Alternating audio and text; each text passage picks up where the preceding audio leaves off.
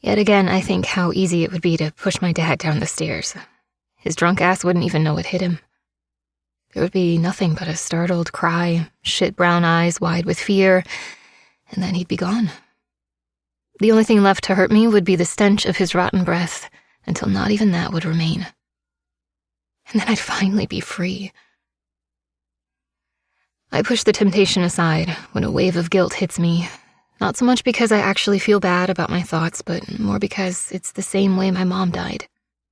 And I'm pretty sure it was because he did the exact same thing I'm contemplating. I refuse to be like him. We share DNA, but that's where it ends. I'm nothing like the bastard.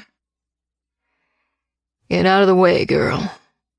He slurs, pushing me aside and stumbling toward his bedroom.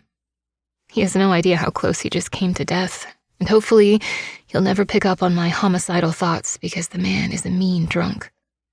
I have enough bruises from him. I don't need any more.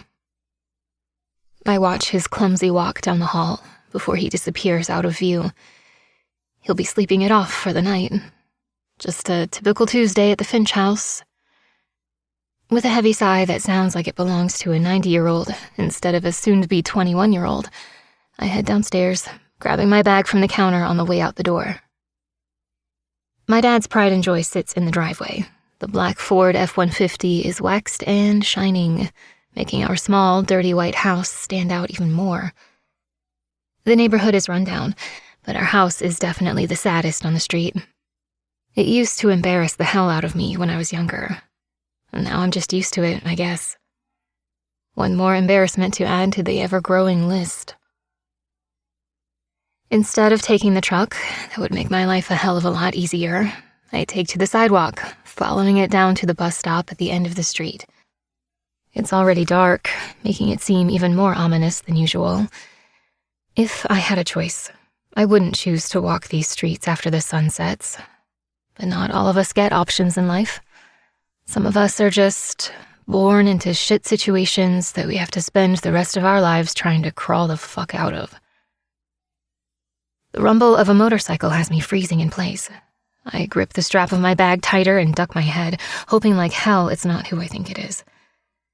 The closer it gets, the more I curl into myself. Evie! I pretend I don't hear anything. But when he drives the huge motorcycle onto the sidewalk in front of me, I have no choice but to acknowledge his presence.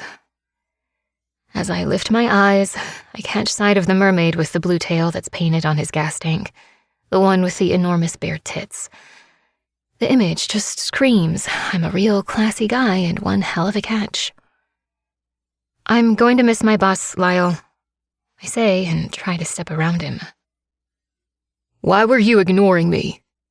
He's not wearing a helmet, and I really wish he was because now there's nothing hiding his long, stringy hair and old, wrinkled face. Old isn't exactly accurate. Lyle's my dad's friend, and he's only in his late 40s, but his life choices have aged him. So has his damn the man attitude about wearing a helmet.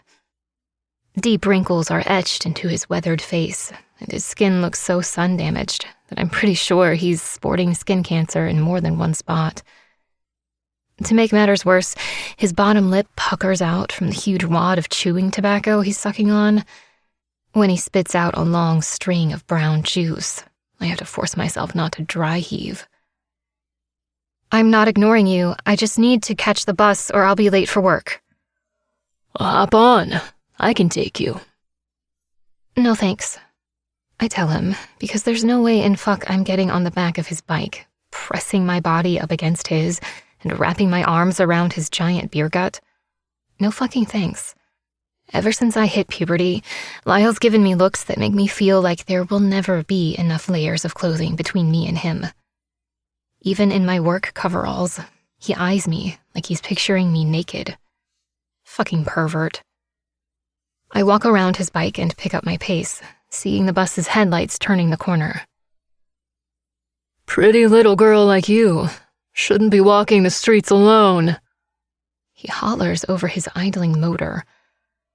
All kinds of dangerous men out there.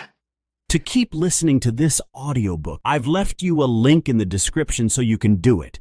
at no cost thanks to Audible's 30-day free trial.